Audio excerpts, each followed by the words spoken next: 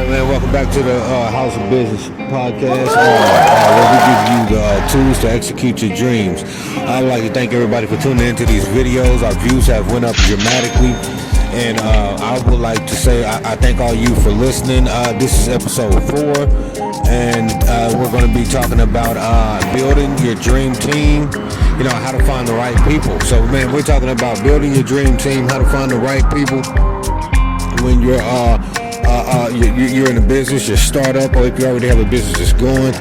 Just finding the right people and building a dream team. A dream team is just like they're like pillars to your company.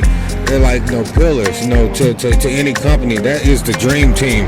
That is someone that is adaptable. That is someone that is versatile. That is someone that is understanding. That is someone who is fired up, ready to go, that has resilience. So we're talking about those people. Even though all those people come with different strengths, they come with different perspectives. So we're talking about building a core dream team for any company. Excuse me. But one is define your visions and values. So you want to clarify your values, your mission, and the culture you want for your business. You want to define, with yourself first. You have to know when you start a company or you have a vision, you have to write that down. What you have to think ahead of time. You have to write the vision down, and you have to work the vision backwards. No, this is my start point. I mean, this is my ending point. This is what I want. This is my product I'm going to sell. This is what I'm going to do for a living. This is the company I'm going to start. You have to know exactly what do you want. Not just I want to sell peanut butter. I want to have a peanut butter company. You have to know exactly in detail what do you want, and you have to work that vision backwards. What I mean by working it backwards means that you have to after you create the vision, you have to take steps back and say, okay, how do I get from where I am right now to fulfilling that vision? So you have to define your visions and values. You have to clarify your values, your mission, and the culture you want for your business. You cannot hire people and let them create the culture for your business. You have to already have in mind what kind of culture you want. We have a culture of transparency, of respect for each other. I usually call all of my 10 times out of 10, even if it's in an email or even if it's over the phone, or when I'm talking to my team members, we establish a sense of respect. So I'll call them Mr. This or Miss That, giving them that respect that's due to them and which they do in return. So everybody that's in my, some people may say, man, you're taking it a little bit too far. I'm saying I'm giving them that respect that they deserve, even the respect that the world didn't give them that they deserve. When they come and they work for me, they get that respect. When you walk through the office or when you answer the phone, I'm saying, hey, what I mean? Hey, Miss Pandy. Hey, Miss Annabelle. Hey, Mr. Jumbo. Hey, Mr. Whitey White. Hey, Miss Johnson. And hey, so what I'm doing is I'm helping them to understand no matter where I am in the company as being the CEO of the company, I am still giving them the respect that's due to them as they do the same with me. So that's something that's some values and part of our company culture. So and this is another thing in defining your vision and values. When you know your why, it becomes easier to find people that resonate with, what I mean, resonate with your why. When you know your why are you making this company? Why do you want to build this team? Like, why? When you know your why, and a lot of times, man, I know a lot of people I've heard of, like Eric Thomas, a lot of motivational videos. He said once you define your why, even when you get tired, that why will give you the extra strength that you need to keep moving forward. When you know your why, I'm not doing this for me. This doesn't stop with me, because when I get tired, I'll quit.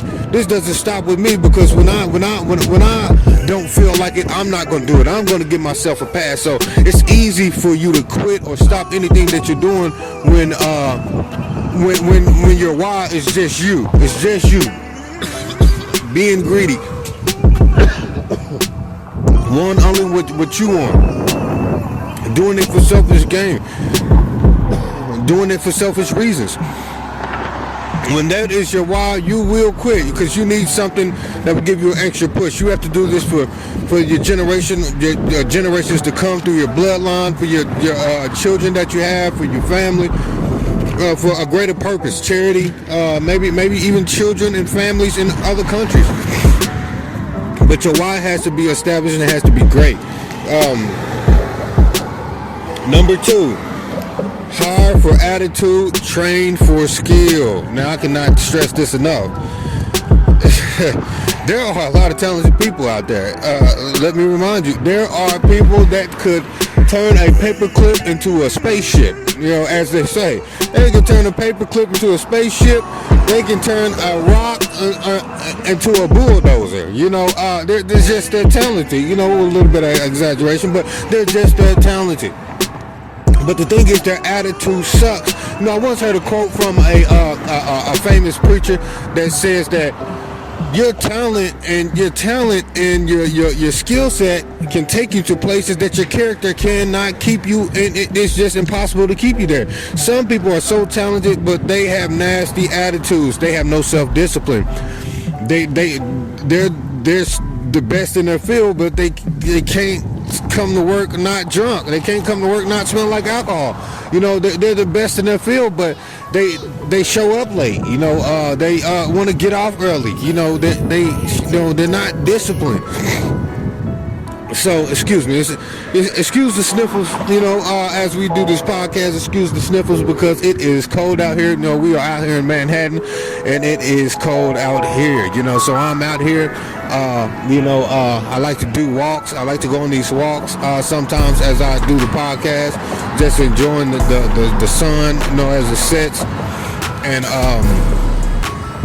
just, you know, enjoy it.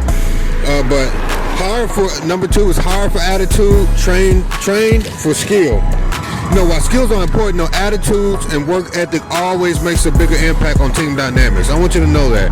You know, skills matter. Skills are important, but your attitude of the person that you hire on your dream team, the attitude and the work ethic always makes a bigger impact on the team dynamics. You know what I mean? These people need to be adaptable. They need to be eager. They need to be, you know, eager to learn, you know, and align with the business or the company values.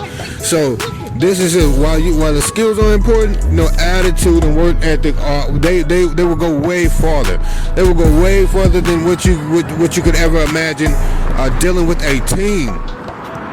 So yeah, it could be someone that's, you know, I'm very talented in a lot of areas. You know what I mean? Not to toot my horn, but what I want you to understand is there can be someone that's on your team that can be very talented in a lot of areas.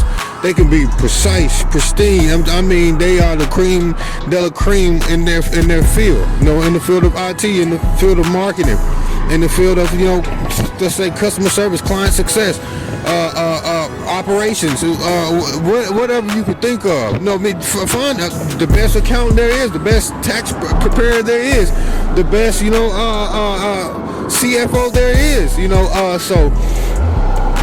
but if their attitude, if they come into the office and bring that energy into the office because they're having a bad day, things are going to go wrong. People's energy affect other people that they're in close proximity to. Do you understand what I'm saying? If you have a team of people and you're having a meeting, and just say a majority, either everyone that's in the room full of good energy and that's ready to work, either they will shift that person with the bad energy out of that rut, or either that person could be so in a deep, funky type of energy that it could affect the meeting, it could affect the progress of the company. So you need to understand that. No, the energy can throw the team off. The negativity can throw a team off. The doubt can throw a team off. So even though the skill set is important, attitude and work ethic is 10 times more important.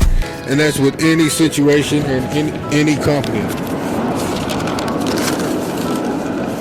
Okay, so we're going to move on to number 3. So number 3 is identify complementary strengths.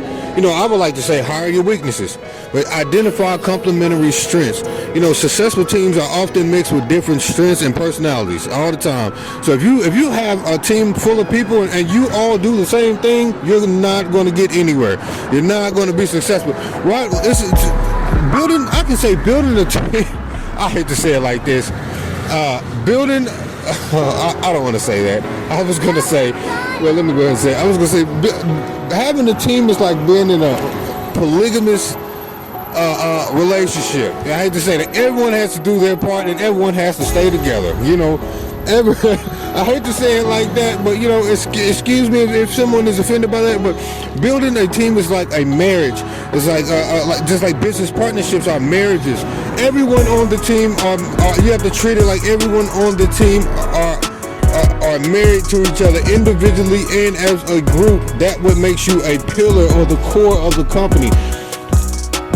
So identify complementary strengths. Successful teams are often mixed with different strengths and perspectives, and you need that.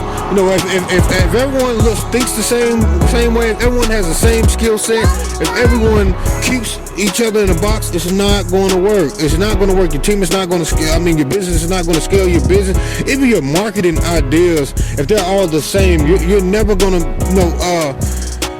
You're never going to get any new insight to trends, let's say fashion trends or whatever your product or whatever you sell. You're never going to get what you need to move forward in that area. So you have to, you have to identify complementary strengths. As I would like to say, hire your weaknesses. Hire your weaknesses. So, it's something I can't do. I will hire someone. I'm not going to spend unless I really need to. Now, if I don't have the money to hire someone, or if I'm just not starting a business, you're going to wear all the hats. That's one thing that you need to know. When you first start a business, you're going to wear every last hat there is to wear in the foundation of the business. You're going to have to build a website. You're going to have to deal with the finances. You're going to have to come up. You're going to have the vision. You're going to have the plan. You're going to have to be the product manager. You're going to have to be the marketer. You're going to have to be the accountant. You're going to have to be all of that at once until you can, bring enough brand awareness or get an investor or generate enough income or revenue to hire, to take some of that pressure off of yourself, as the business starts to scale. Number 4 is conduct character-based interviews. Now, this is a big one for me. Conducting character-based interviews. Now, when you have an interview with certain candidates that you want to hire, one thing that I do is, when I have an interview with a candidate, one thing that I do is, I always ask questions that tell me about their character. Now, there are some candidates on my team, I already kind of watch them. Watch how they acted in certain situations. Seeing if they were grateful. See if they were eagerly angered. Don't get me wrong. You need someone that's kind of no. You need a shark on your team, but not someone that's nasty, that has a nasty attitude. But you need someone that's gonna say, "Oh no, we're not going for that. We're not taking that deal. We're not. You need a shark on your team. No, we want what we propose that we want. This is not a good enough deal for us. This is not going to help us. We are going to be working for pennies if we take this contract or take this deal. By the time we buy the product, by the time that we do everything we need to do, pay for labor, check the food costs, production costs, by the prime costs, by that time we won't have any benefit or any profit from this contract. So you need someone that's a shark on your team that's saying, no, we're not going there. We're not taking this contract. This is what we propose. This is what we want. If that's not, and that usually that's the leader. That's the leader or the CEO or the owner or the founder himself. But there are also people that have that attitude that you can hire, that you can put in those positions to say, hey, that's not a pushover. So hire your weaknesses. If you're a pushover, but you have a brilliant mind, hire someone that's gonna bring a little grit and a little growl to the table. So you have to conduct character-based interviews. Find out what's behind the person's skill set. Don't just say, oh man, this person is awesome, man, this person can scale this business quickly. Some people just go with the money, put them on a contract, make sure their business scales, and then they'll get rid of them. Or some people will put up with bad behavior just because they're making money by someone's skill set. So they will put up with that bad behavior, have bad company culture, let that bad behavior permeate the company culture and destroy it, but they're still making money. So you have to make those hard decisions to say that, I know that your skill set is awesome, but in this certain area, the company is crippling. You're doing an awesome job, but the company is crippling in these areas because you are hard to work with. There is a difference between having someone that's confident in what they're doing, and they might piss some people off because some people are not confident in their own skin, than someone who has a great skill set and that is prideful and destroying the rest of the team because they are prideful and have an ego. There's a difference between confidence and being egotistical, and that's a fine line, but that's for another time. But number 4, conduct character-based interviews. One thing I would like to do also is I like to ask questions that reveals a person's character. Problem-solving abilities and also their resilience. I like to ask them certain questions that reveal what would you do in this type of situation. So if a customer, like those assessments you have to take before the onboarding process, before we figure out if we want to hire you or not. A lot of people have went and worked jobs and they've had assessments where it would say, okay, Becky went into the store. Becky went into the ABC store and asked the customer for this or that, or Becky works as customer service and the client comes in and just goes off the rail. What would you do in this situation? So also you need to ask those questions in the interview. Try to figure out what kind of character, a lot of 9 times out of 10, what first comes out of a person's mouth, where they don't have to think about what they're saying, 9 times out of 10, that's who they are. What's in a man's heart will come out of him, regardless. So a lot of people are not, but you do have professional interview takers. Don't get me wrong. You have some people that slam the interview and do horrible at the job, but what I'm saying is, ask those questions in the interview that reveals a person's character, different type of situation scenarios. What would you do in this situation, and things of that sort. So that's something to consider. Once again, we're talking about the 6 points, building your dream team and how to find the right people when you hire, when you're building your dream team. Okay, so number 5 is foster a sense of ownership. Once again, that's foster a sense of ownership. Building the right team also means retaining them. When you're building the right team, you need to retain those people. How do you retain those people? By letting them know that they are valued.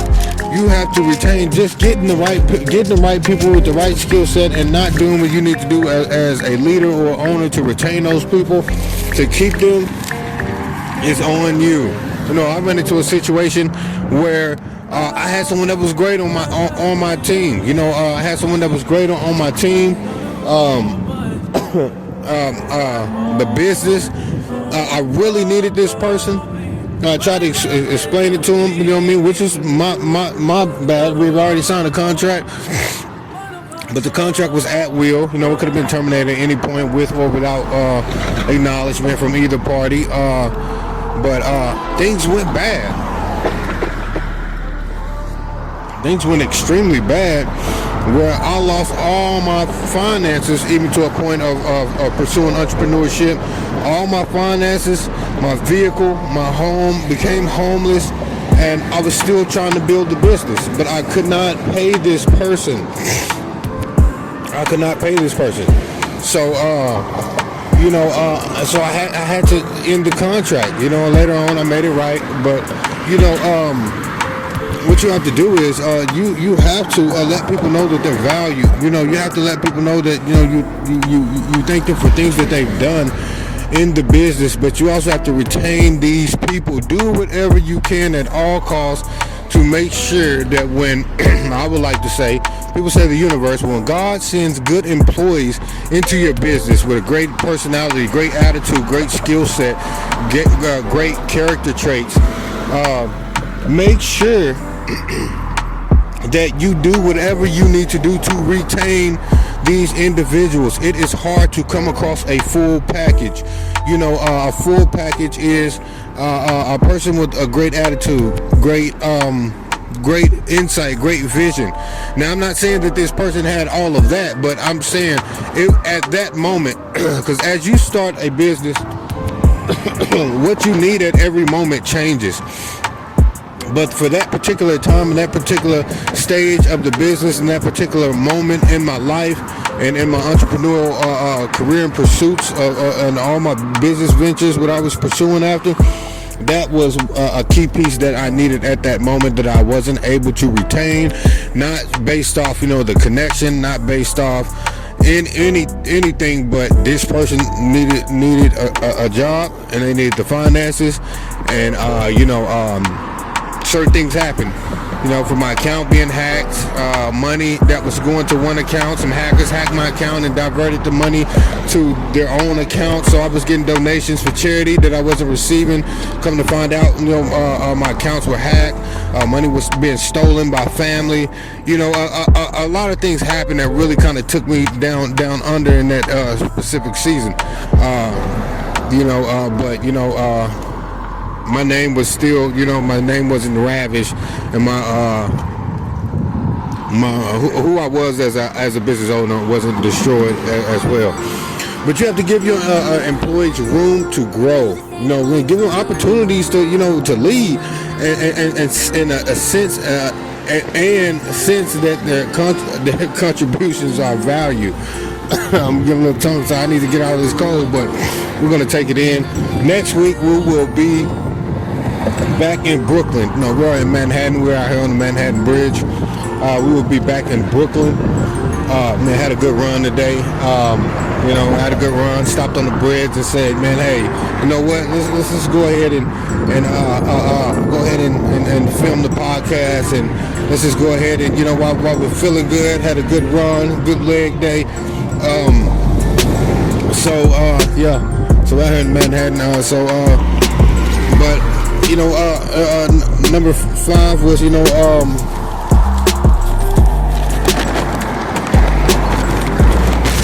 Number 5 was foster a sense of ownership. Foster a sense of ownership. You have to give your employees room to grow, opportunities to lead. You know what I mean? In the sense that the contributions are valued. That's something that's real big. That I'm real big on. That's something that I'm real big on. Man, you have to, even as a leader, you have to sit back and listen. Listen, Linda, listen. You have to sit back and listen. Listen to individuals that have different perspectives. That's the only reason why they are on your team. A dream team, everyone can, like I heard Patrick Bet-David say, everyone, we don't need a whole bunch of Kobe's on our team.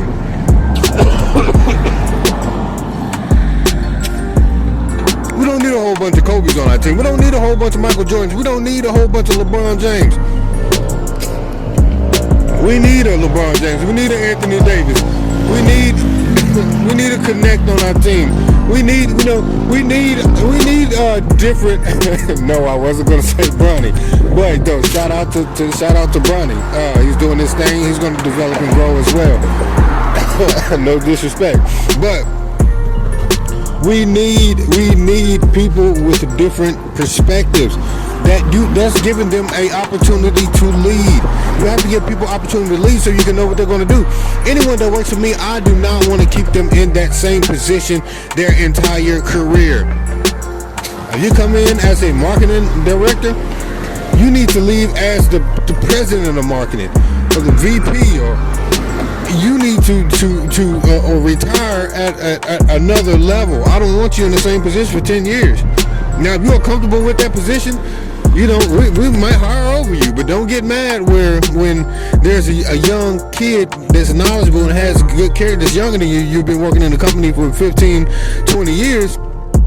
And then there's somebody else that comes in, and then they're telling you what to do because you never took the opportunity to grow. You were comfortable in that position, so you know that's on you.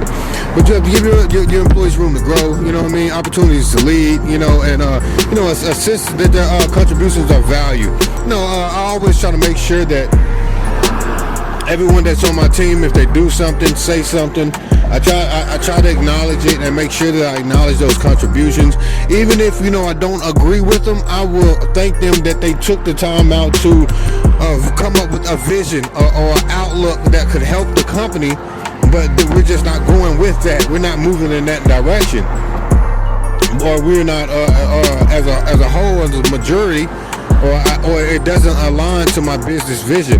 But I thank you that you took the time out to use your creativity to try to submit to the growth and to the vision of this company. So I appreciate that.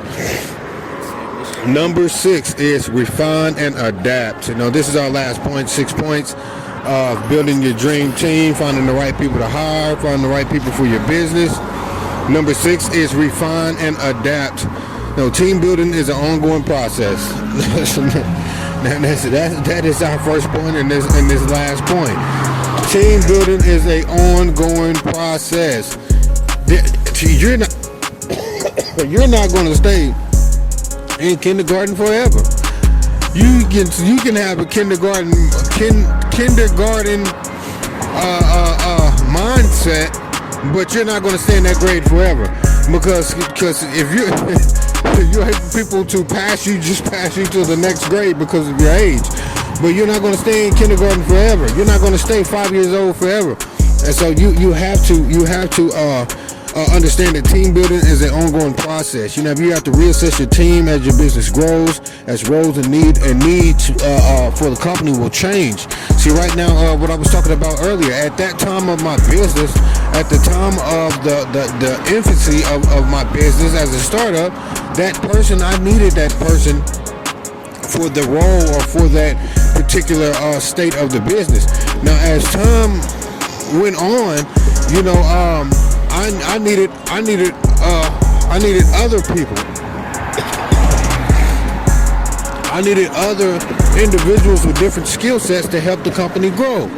So, you know, there was a difference. You know, you don't give an 8-year-old child a bottle, you know, or a binky, you know.